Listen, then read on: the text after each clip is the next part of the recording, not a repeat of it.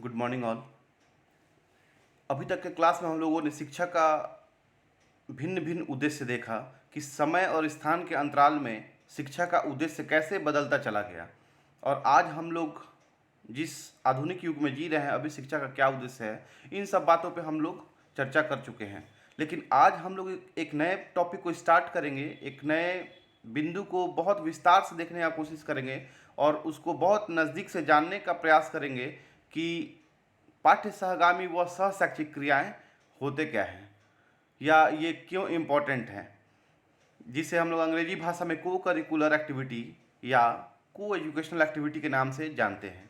तो हम स्टार्ट कर रहे हैं, बहुत इंटरेस्टिंग है। और चूंकि इसके बारे में सभी को ज़रूरत है, वो चाहे बीएड के स्टूडेंट्स हो, इवन कि बीएड फर्स्ट ईयर या बीएड सेकंड ईयर के स्टूडेंट्स हो, या डीएलएड फर्स्ट ईयर या डीएलएड सेकंड ईयर के स्टूडेंट्स हो, क्योंकि आप लोगों को डिग्री करने के बाद किसी ना किसी स्कूल को ज्वाइन करना है। अब ये या तो हो सकता है कि वो गवर्नमेंट स्कूल हो, या ये भी हो सकता है कि जब तक गवर्नमेंट स्कूल में ज्वाइनिंग नहीं हो पा रहा तब तक आप किसी ना किसी प्राइवेट स्कूल को ज्वाइन कीजिएगा। तो वहाँ पे ये बहुत मतलब बहुत इम्पॉर्टेंट रोल निभाएगा कि आप कैसे अपने बच्चों को ट्रीट कर रहे हैं और कैसे अपने बच्चों का सर्वांगीण विकास करने में मदद करवा पा रहे हैं। तो हम स्टार्ट करते हैं पाठ्य सहगामी व सहशैक्षिक क्रियाएं। आप लोग point two point rough notes बनाते चलिएगा, जहाँ भी पॉइंट लगे ऐसा कि इसको लिख लेना चाहिए तो उसको लिख लीजिएगा। तो स्टार्ट करते हैं पाठ्य सहगामी व सहशैक्षिक क्रियाएं। तो आधुनिक शिक्षा बाल केंद्रित शिक्षा है। ये बात सही है कि आधुनिक शिक्षा बाल केंद्रित शिक्षा है, जो पहले शिक्षक केंद्रित शिक्षा हुआ करता था। लेकिन अब इस आधुनिक युग में जो शिक्षा है वो बाल केंद्रित शिक्षा हो गया है। इसमें बालकों के सर्वांगीण विकास पर ध्यान दिया जाता है। यह सर्वांगीण विकास मात्र पुस्तकीय ज्ञान द्वारा संभव नहीं है। अब जो शिक्षा आज चल रहा है, इसमें हर संभव प्रयास किया जा रहा है कि बालकों का सर्वांगीण विकास हो, बालकों का चौमुखी विकास हो, यानी कि चौतरफा विकास हो। उसका सिर्फ पाठ्य पुस्तक से संबंधित विकास नहीं हो, बल्कि उनका सारे क्षेत्रों का विकास हो। अतः बालक के सर्वांगीण विकास के लिए कुछ विशेष क्रियाओं की आवश्यकता होती है। इन क्रियाओं के माध्यम से छात्रों का शारीरिक, मानसिक, बौद्धिक, चारित्रिक एवं सामाजिक विकास होता है। चूंकि सिर्फ पाठ्य पुस्तक पढ़ने से या पाठ्य वस्तु को समझने से आपका सारा विकास नहीं हो सकता है। शारीरिक विकास नहीं हो सकता है, मानसिक विकास नहीं हो सकता है, बौद्धिक विकास भी नहीं हो सकता है, चारित्रिक और सामाजिक विकास भी नहीं हो सकता है। तो इन सारे विकासों के लिए ये जरूरी है कि आपको बाहरी से किसी क्रियाकलाप को करवाया जाए जिससे आपका विकास हो सके। तो इन क्रियाओं को पाठ्य सहगामी क्रियाएं कहते हैं। ये क्रियाएं अध्ययन अध्यापन कार्य के साथ साथ चलती हैं। तो यही जो विशेष क्रिया का आयोजन करवाया जाता है विद्यालय में, तो इसी को पाठ्य सहगामी क्रिया हम लोग कहते हैं। ये क्रियाएं अध्ययन अध्यापन कार्य के साथ साथ चलती है, जो कि आपके अध्ययन काल के साथ साथ चलने वाली क्रिया होगी। इन क्रियाओं के माध्यम से छात्रों को व्यवहारिक ज्ञान प्राप्त होता है, जिससे वह समाज के साथ समायोजन स्थापित करने में सफल होते हैं। अब यहाँ पे एक बात बहुत अच्छा आया है कि इन क्रियाओं के माध्यम से छात्रों को व्यवहारिक ज्ञान प्राप्त होता है, जिससे वह समाज के साथ समायोजन स्थापित करने में सफल होते हैं। क्योंकि किसी भी बच्चे को इसी समाज में जन्म लेना है, इसी समाज में उसको मृत्यु लेना है, और इस जन्म और मृत्यु के बीच में उसको बहुत सारे कार्यों को करके जाना है। तो वो सारा कार्य इसी समाज में होगा। तो ये जरूरी है कि आपका समाज में समायोजन हो पाए, आपका एडजस्टमेंट नेचर जो है वो होना चाहिए आपके भीतर।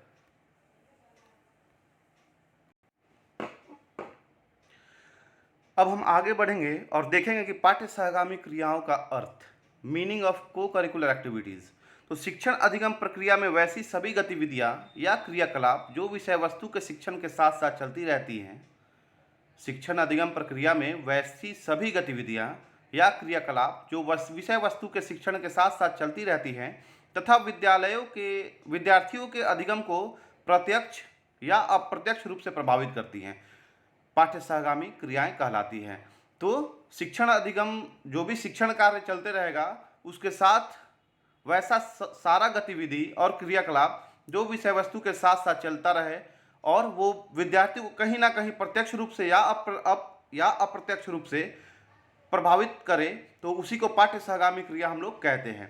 इन क्रियाओं के माध्यम से अध्ययन को रुचिकर तथा सरल भी बनाया जाता है। अब ये सब जो क्रिया है उसको यूज करके जो सीखने का प्रक्रिया है हम लोग उसको सरल और आसान भी बना सकते हैं। उदाहरण के लिए अब कौन कौन सा ऐसा प्रक्रिया है कि तो उसको देखेंगे। तो खेल कूद या संगीत, नृत्य, अभिनय, बागवानी करना, वाद विवाद प्रतियोगिता, भ्रमण करना, प्रदर्शनी आदि क्रियाओं में विद्यार्थी अपनी योग्यता एवं रुचि के अनुसार भाग लेते हैं। अब ये भी बात सही है कि सब बच्चे खेल कूद नहीं सकते, सब बच्चे संगीत का कार्य नहीं कर सकते, सारे बच्चे नृत्य भी नहीं कर सकते, सारे बच्चे अभिनय का कार्य भी नहीं कर सकते, सारे बच्चे बागवानी भी नहीं कर सकते, ना ही वाद विवाद कर सकते हैं, भ्रमण नहीं कर सकते हैं, सारे बच्चे प्रदर्शनी का कार्य नहीं कर सकते हैं। तो ये सारा कार्य वही बच्चा करेगा जिसको जिसमें इंटरेस्ट हो, जिसको जिसमें रुचि हो, वही वो कार्य कर सकता है। तो पाठ्य सहगामी क्रियाएं विद्यार्थियों के व्यक्तित्व विकास में सहायक होती है। ठीक पाठ्य सहगामी क्रिया की अगर बात करें तो वो विद्यार्थियों के व्यक्तित्व के निर्माण में भी सहायक होता है। उनकी छिपी हुई शक्तियों को बाहर निकालने में, उनकी रुचियों को जगाने में, उनके शैक्षिक कार्य के संपूरक तथा समाजीकरण की क्रियाएं सहायक होती हैं। अब जब पाठ्य सहगामी क्रियाओं का आयोजन होगा तो जाहिर सी बात है कि कोई बच्चा ऐसा होगा जो वाद विवाद बहुत ही अच्छे तरीके से करता होगा, कोई बच्चा ऐसा होगा जो संगीत मतलब गाना बहुत अच्छा गाता होगा, कोई बच्चा ऐसा होगा जो अभिनय का कार्य बहुत अच्छा करता होगा, साथ ही साथ कोई बच्चा ऐसा होगा जो खेल कूद में बहुत मास्टर ब्लास्टर होगा। तो उससे जो बच्चे के अंदर छिपा हुआ प्रतिभा है वो बाहर आ पाएगा।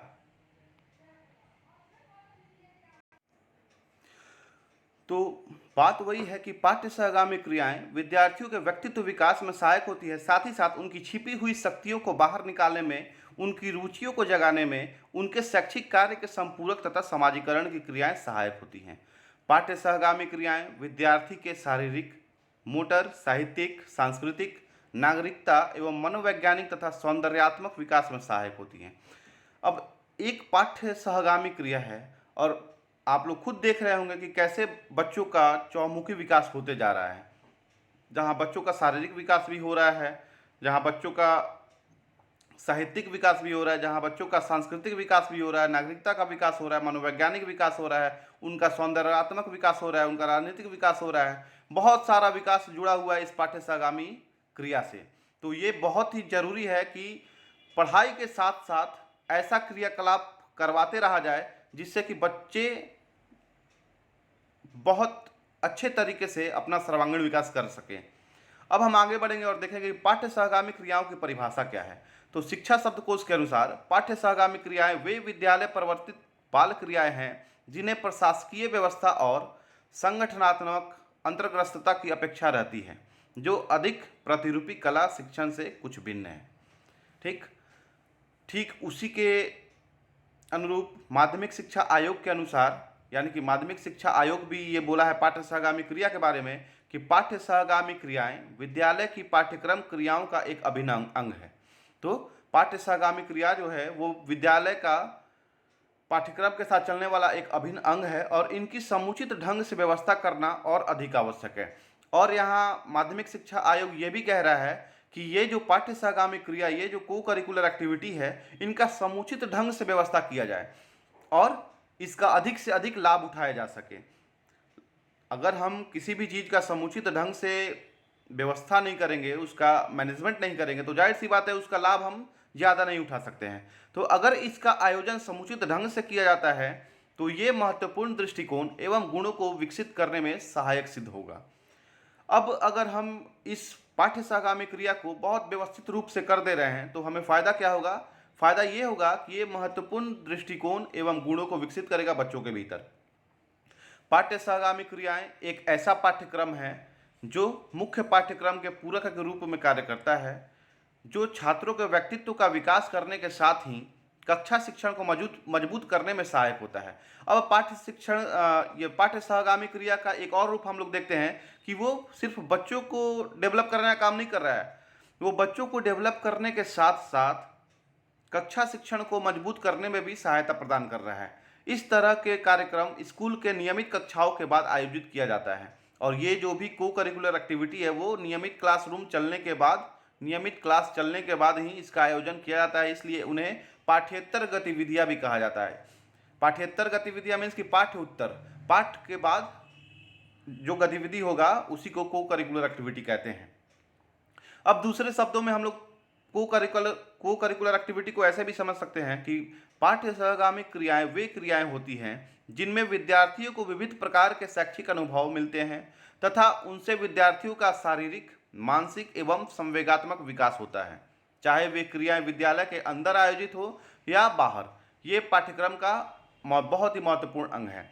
अब यहाँ पे एक बात और आ रहा है कि जो भी बच्चों का डेवलपमेंट होगा, जो भी बच्चों का फिजिकल डेवलपमेंट हो, इंटेलेक्चुअल डेवलपमेंट हो या इमोशनल डेवलपमेंट हो, जिस भी टाइप का डेवलपमेंट हो, वो को करिकुलर एक्टिविटी के कारण होता है। और ये जरूरी नहीं कि ये को करिकुलर एक्टिविटी जो है विद्यालय के भीतर ही होगा, ये बाहर भी हो सकता है। आगे माध्यमिक शिक्षा आयोग ने अपने प्रतिवेदन में लिखा भी है। तो माध्यमिक शिक्षा आयोग जो है वो अपने फॉर्मेट में लिखा भी है कि सेकेंडरी एजुकेशन कमीशन क्या लिखा है उसको देखते हैं। They are integral a part of the activities of school as its curricular work and their proper organisation need just as much care one for thought. वही बात है कि पाठ्य सहगामी क्रियाएं विद्यालय की पाठ्यक्रम क्रियाओं का एक अभिन्न अंग है, उसी को दोहराया गया है। अब हम इसके उद्देश्य को देखेंगे कि पाठ्य सहगामी क्रियाओं का उद्देश्य क्या है। तो पाठ्य सहगामी क्रियाओं का प्रमुख उद्देश्य विद्यार्थी के सर्वांगीण विकास में सहायता करना। इससे विद्यार्थी का सर्वांगीण शारीरिक, मानसिक, नैतिक, सामाजिक तथा संवेगात्मक विकास होता है। ये क्रियाएं पाठ्यक्रम का महत्वपूर्ण अंग है। हम पाठ्य सहगामी क्रियाओं के प्रमुख उद्देश्यों को निम्न बिंदुओं से समझ सकते हैं। अब हम बिंदुवार चलेंगे और देखेंगे कि पाठ्य सहगामी क्रिया जो है उसका ऑब्जेक्टिव या एम्स क्या है।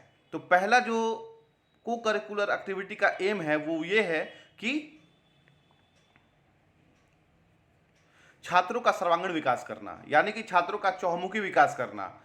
सिर्फ ये नहीं होना चाहिए कि उसका पाठ्य वस्तु से रिलेटेड विकास हो, बल्कि उनका शारीरिक विकास भी हो, नैतिक विकास भी हो, सामाजिक विकास भी हो, मानसिक विकास भी हो, संवेगात्मक विकास भी हो, राजनीतिक विकास भी हो, आर्थिक विकास भी हो। सारे तरीके का विकास उसमें जुड़ा हुआ है सर्वांगीण विकास में। सेकंड है छात्रों में भावात्मक गुणों का विकास कर उन्हें अनुशासित तथा भावी नागरिक बनने में सहायता प्रदान करना। यहाँ पे भावात्मक यानी कि इमोशनल जो भी उसका गुण है उसको डेवलप करने का काम किया जाए, क्योंकि अगर बच्चे इमोशनली डेवलप नहीं होंगे तो वो भावी नागरिक नहीं बन सकते हैं। क्या अगर हम एक एग्जाम्पल लेते हैं और हम ये समझते हैं कि मेरे भीतर किसी प्रकार का इमोशन नहीं है, तो क्या मतलब बनता है कि भारत में कब कहाँ कैसा राजनीतिक परिवेश रह रहा है या भारत में कहाँ युद्ध छिड़ा हुआ है, उससे हमको क्या मतलब है? कोई मतलब नहीं है। तो एक भारतीय नागरिक होने के साथ साथ ताकि मैं अपने कर्तव्यों का निर्वहन कर सकूं, ये जरूरी है कि मेरे भीतर भावात्मक गुणों का विकास हो। थर्ड है छात्रों को स्व अनुशासन एवं लोकतंत्रीय प्रक्रियाओं के प्रयोग का बहुमूल्य अनुभव प्रदान करना। यहाँ पे छात्रों को स्व अनुशासन यानी खुद से अनुशासित रहने वाला गुण को विकसित करने के लिए और लोकतांत्रिक प्रक्रियाओं के प्रयोग का बहुमूल्य अनुभव प्रदान करना। लोकतांत्रिक प्रक्रिया जो भी होता है उन सारे चीज़ों को बताने का कार्य किया जाना चाहिए, ताकि बच्चे समझ सकते हैं कि लोकतंत्र के भीतर होता क्या क्या है और कैसे होता है, क्यों होता है, किस लिए होता है।